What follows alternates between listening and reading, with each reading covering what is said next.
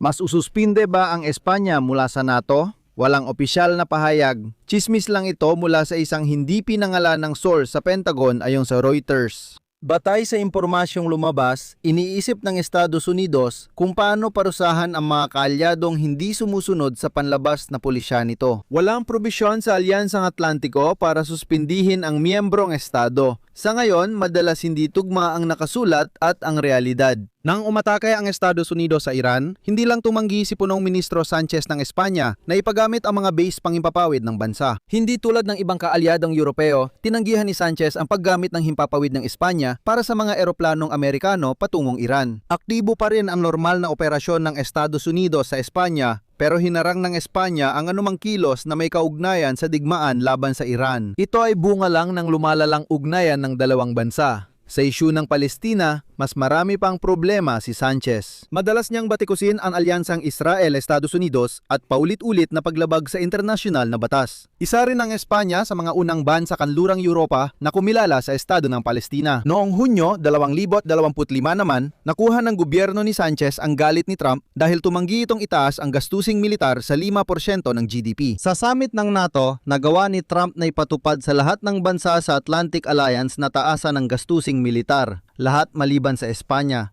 At noong Oktubre 2025 kaugnay nito, hayagang nagbigay si Trump ng paiwatig na maaring tanggalin ng Espanya mula sa NATO.